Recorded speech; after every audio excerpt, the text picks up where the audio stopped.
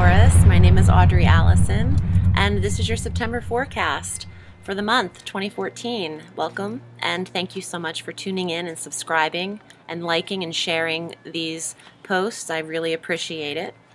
Let's jump into September. Mercury on the 2nd of September is entering Libra. Your 6th house is very much affected this month of September, and the 6th house is your health and your work, your daily routine, your daily schedule and regimen.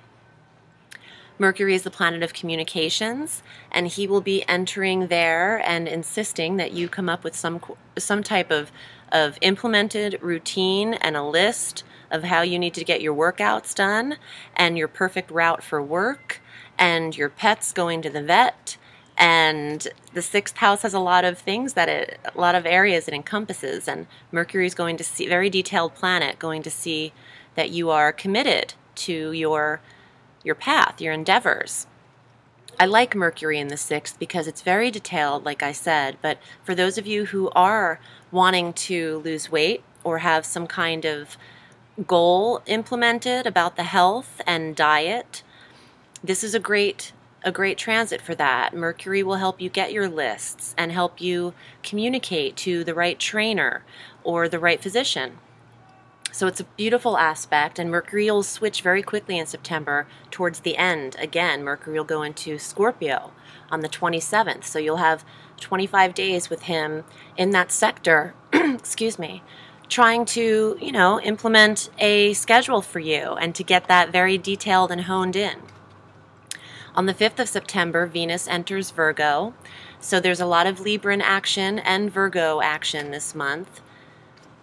Venus in Virgo is affecting your 5th house, which is beautiful, of children and creativity and sports and fun and dating and gambling. Venus brings love and money, or has a sensuality to her. She softens her environment. So the 5th house for you is just your relationships with your children are going very smoothly. Your creative endeavors are being received very well. For you writers out there, you have a very gentle touch with the pen or with the computer. I think that there is a beautification of your relationship with children, but also your passions, what you're creative and passionate about. There's a beauty around you when you speak about the things that you love too, Taurus, because Venus is your ruling planet. So when she transits, you get very engrossed into the area that she hits, and this is your 5th house. On the 8th of September, we have our full moon at 16 degrees Pisces. This is affecting your 11th house of friendships and your social sector, but it's also your high goals and your wishes and your aims for this lifetime, this life path. So a full moon will bring an awareness here to perhaps some of your friendships. A full moon could end a friendship that you've had for a while. A full moon could also show you things that haven't been seen before in a friendship that you have, or a social group that you're a member of, or a club that you're a member of. You could get an awareness here. So keep the 8th in mind.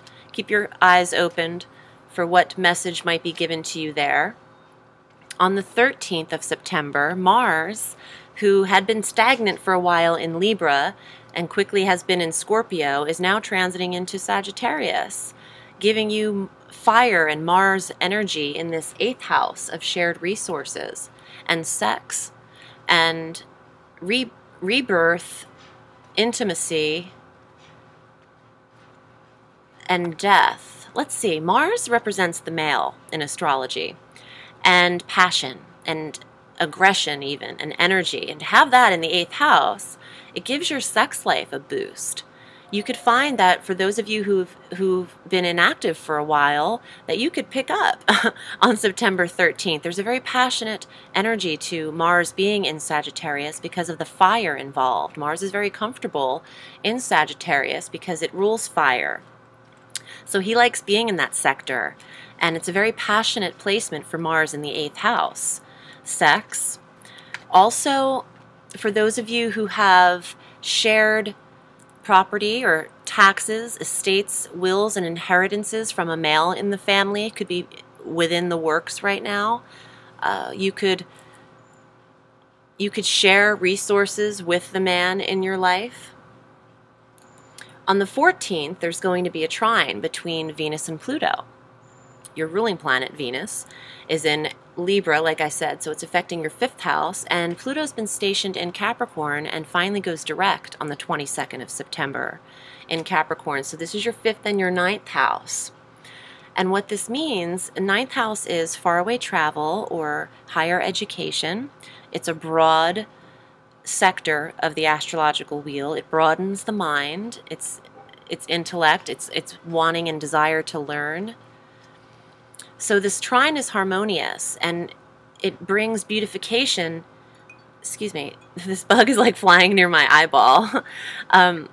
It brings beautification, trining the depth and deep intensity of Pluto between the 5th house of creativity and traveling abroad, or 5th house of children and study in the 9th house.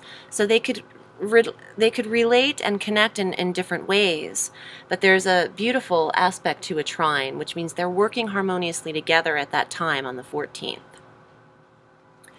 On the 24th, we have the new moon at 1 degrees Libra, and this is in that 6th house again, where you're getting action. Great time that Mercury's in the 6th, that you have your new moon in the 6th. So it's an excellent time for new health regimens, workout routines, diet, exercise, getting the body and the mind in sync. But it's also the 6th house of daily work, how you spend the hours of your day. This is great for those of you wanting to start a new work schedule. Change the hours of the implementation of your day. Focus your intentions on the 24th in this new moon in the best way you could possibly work. Maybe you're switching up how it is you work, or wanting to incorporate new ways of doing so. On the 25th, Jupiter is going to trine Uranus.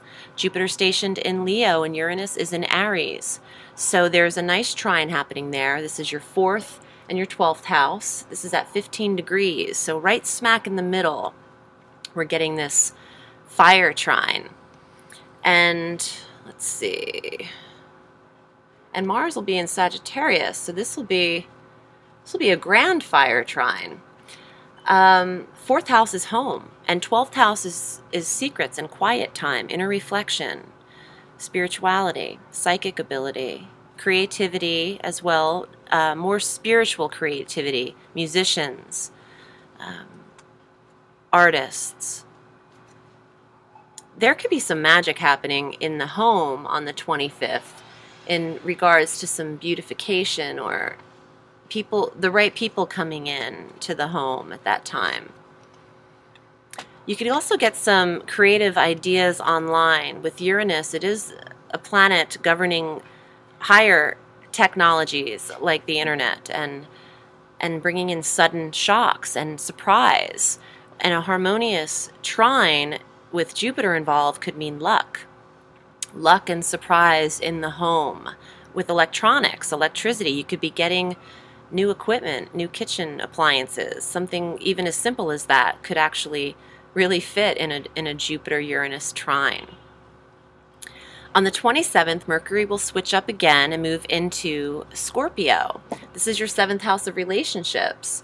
So communicating to the one you love is very, very well received. You're understanding each other. For those of you not in relationships, that's a great aspect for finding one, even on the internet, but even on the streets, the old school way. That's a good way to find them too. But Mercury will just make you able to express yourself better, not trip over your words, and say what you mean and mean what you say. So we like that placement. And for those of you who aren't in relationships, nor do you really desire one right now, the 7th house could also be business partnerships and work relationships that you are super close with. So that's running smooth. September in general is a smooth month because we are avoiding retrogrades. That's next month. On the 29th of September, Venus will transit 2nd time as well into Libra. So it is a Virgo-Libra kind of month.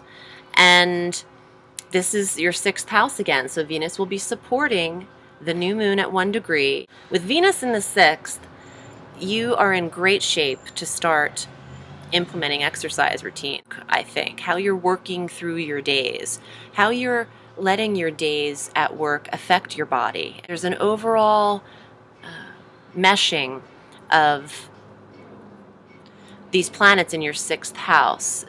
Mercury there to open up the communication, the new moon's energy to start something in that sector, and then Venus following to actually help you beautify that sector and make it happen.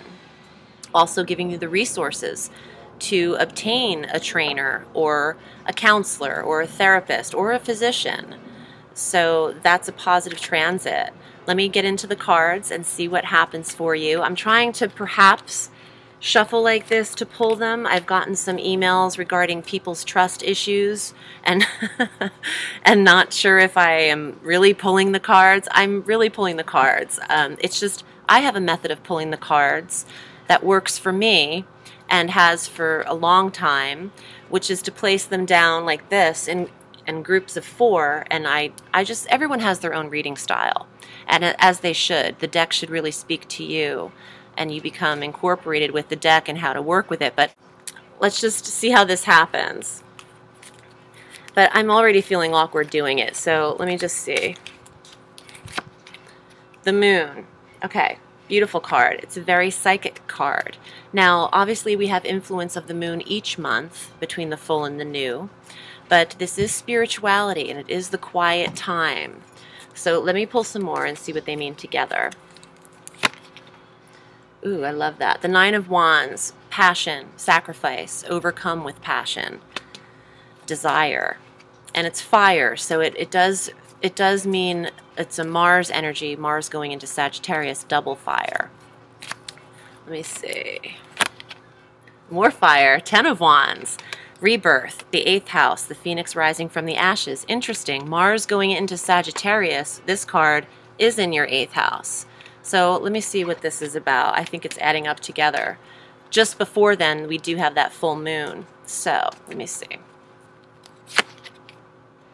8 of Cups, the creator, the potter, the artist, making something happen, making something out of nothing. Okay. You know, this is giving me a time signature. After the full moon of the 8th, Mars goes into Sagittarius, affecting your 8th house, the rebirth. There's a transformation occurring, and it could be a creative development. I feel like there's a lot of Taurians who could be leaving one job and taking a risk and doing something creative. Or not fully leaving the job, but picking up something creative and doing it side by side in order to wean one out of your life. But there's a change in you. There's a positive change in your energy. And the time is now. September's a smooth month. If you don't implement, you know, changes that you're feeling naturally, the universe might take over and do it for you. And no better time than October for the universe, because we're going to have a Mercury retrograde in the middle of 2 eclipses. So that's going to shake some things up for people who aren't already on their path. The universe will just kind of put you on it. So it's better to be proactive and make your own choices. Let me pull an astrological card for you too, Taurus, and see what that says. My name is Audrey Alison, though. If you're interested in reading with me, you can find me at audreyallison.com. I read all through the week, and I'm on Facebook at Audrey Allison, Astrology and Tarot. So here's your card, astrological card for September. And look at the image, too, because it's so beautiful. Ooh, Pisces. Well, Pisces for you is your 11th house of relationships again, and that's what the full moon is in this month, in Pisces at 16 degrees. Watch the relationships in your life. You'll be able to discern who's a keeper and who's not. It's all about your intuition, which is what Pisces is about. Also, this card governs Pisces, the moon. So these two kind of go together. Have a beautiful day. Have a beautiful September, and I will see you in October. Bye, Taurus.